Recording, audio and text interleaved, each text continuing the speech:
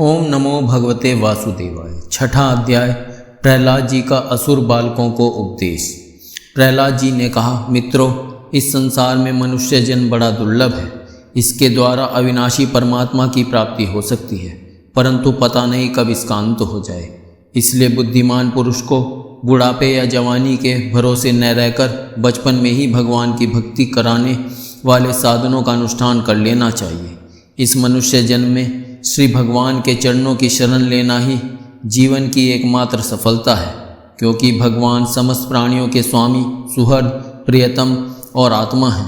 भाइयों, इंद्रियों से जो सुख भोगा जाता है वह तो जीव चाहे जिस योनि में रहे, प्रारब्ध के अनुसार सर्वत्र वैसे ही मिलता रहता है, जैसे बिना किसी प्रकार का प्रयत्न किए। निवारण करने पर भी दुख मिलता है। इसलिए सांसारिक सुख के उद्देश्य से प्रयत्न करने की कोई आवश्यकता नहीं है, क्योंकि स्वयं मिलने वाली वस्तु के लिए परिश्रम करना आयु और शक्ति को व्यर्थ गंवाना है। जो इनमें उलझ जाते हैं उन्हें भगवान के परम कल्याण स्वरूप चरण कमलों की प्राप्ति नहीं होती। हमारे सिर पर अनेकों प्रकार के भय सवार रहते हैं, इसलिए यह शरीर जो भगवत प्राप्ति के लिए पर्याप्त है, जब तक रोग शोकादिग्रस्त होकर मृत्यु के मुख में नहीं चला जाता, तभी तक बुद्धिमान पुरुष को अपने कल्याण के लिए प्रयत्न कर लेना चाहिए। मनुष्य की पूरी आयु 100 वर्ष की है। जिन्होंने अपनी इंद्रियों को वश में नहीं कर लिया है, उनकी आयु का आधा हिस्सा तो यूं ही बीत जाता है, क्योंकि वे रात में घोर तमोगुण अज्ञान से ग्रस्त होकर सोते रहते हैं। बचपन में उन्हें अपने हित अहित का ज्ञान नहीं रहता। कुछ बड़े होने पर कुमार अवस्था में वे खेल कूद में लग जाते हैं। इस प्रकार 20 वर्ष का तो पता ही नहीं चलता। जब बुढ़ापा शरीर को ग्रस लेता है, तब अंत के 20 वर्षों में कुछ करने धरने की शक्ति ही नहीं रह जाती। रह गई बीच की कुछ थोड़ी सी आयु, उसमें कभी भी न पूरी होने वाली बड़ी बड़ी कामनाएं हैं, बलात् पकड़ रखने वाला मोह है और घर द्वार की वह आसक्ति है, जिससे जीव इतना उलझ जाता है कि उसे कुछ कर्तव्य का ज्ञान ही नहीं रहता। इस प्रकार बची कुची आयु भी हाथ से निकल जाती है। दैत्य बालकों, जिसकी इंद्रियां वश में नहीं है, ऐसा कौन सा पुरुष होगा जो घर गृहस्थी में आसक्त और माया ममता की मजबूत फांसी में फंसे हुए अपने आप को उससे छुड़ाने का साहस कर सके।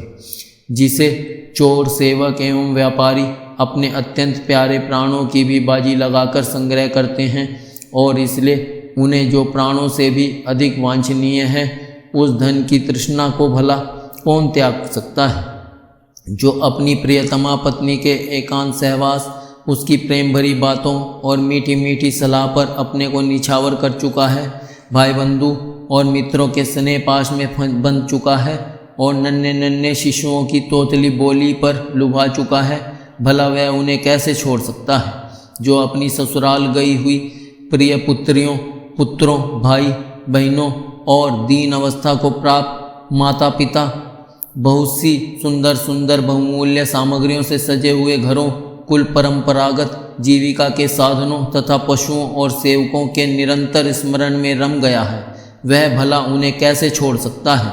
जो जननेंद्रिय और रसनेंद्रिय के सुखों को ही सर्वस्व मान बैठा है, जिसकी भोग वासनाएं कभी तृप्त नहीं होती, जो लोभवश कर्म पर कर्म करता हुआ रेशम के कीड़े की तरह अपने को और भी कड़े बंधन में जकड़ता जा रहा है, और जिसके मोह की कोई सीमा नहीं है, वह उनसे किस प्रकार विरक्त हो सकता है और कैसे उनका त्याग कर सकता है। यह मेरा कुटुंब है, इस भाव से उसमें वह इतना रम जाता है कि उसी के पालन पोषण के लिए अपनी अमूल्य आयु को गंवा देता है, और उसे यह भी नहीं जान पड़ता कि मेरे जीवन का वास्तविक उद्देश्य नष्ट हो रहा है। भला इस प्रमाद की भी कोई सीमा है।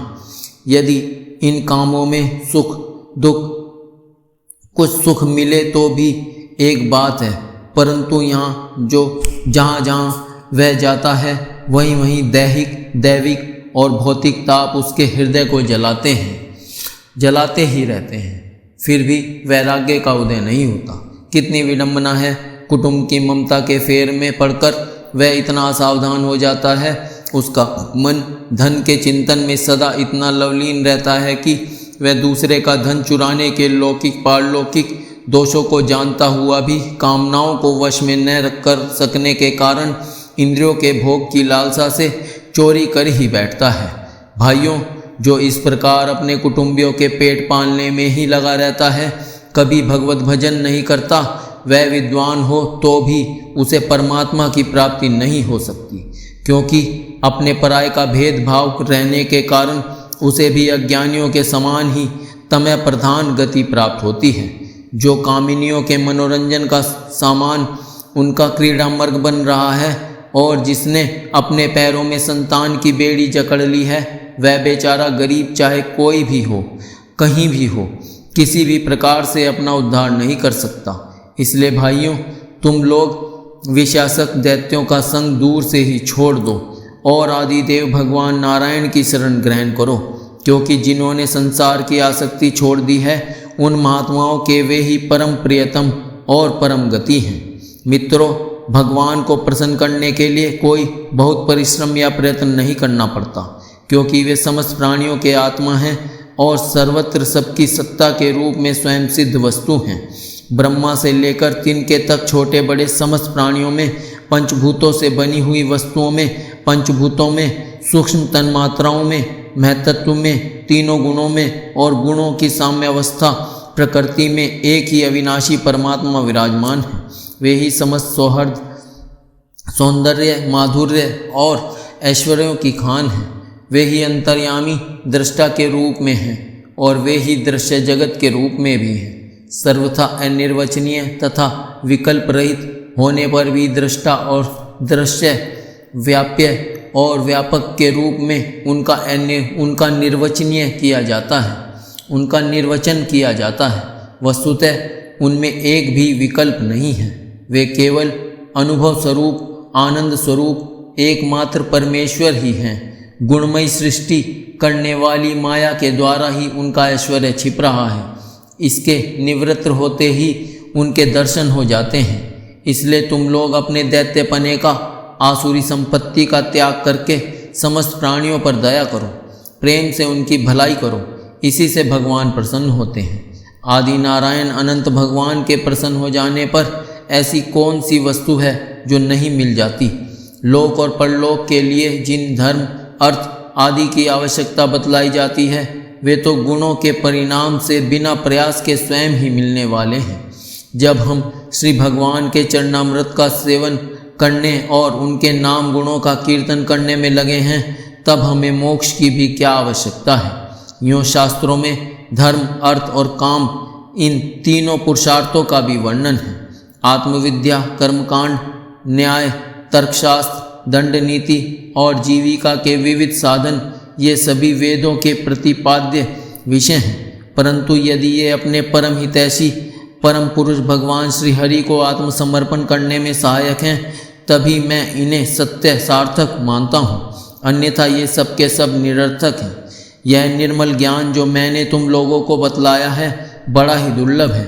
इसे पहले नर नारायण ने नारद जी को उपदेश किया था और यह ज्ञान उन सब लोगों को प्राप्त हो सकता है जिन्होंने भगवान के अनन्य प्रेमी एवं अकिंचन भक्तों के चरण कमलों की धूलि से अपने शरीर को नहला लिया है।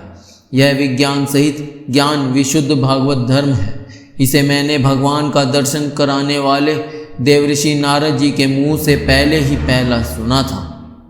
प्रहलाद जी के सहपाठियों ने पूछा, प्रहलाद जी, इन दोनों गुरुपुत्रों को छोड़कर और किसी गुरु को तो न तुम जानते हो और न हम। ये ही हम सब बालकों के शासक हैं। तुम एक तो अभी छोटी अवस्था के हो और दूसरे जन्म से ही महल में अपनी माँ के पास रहे हो।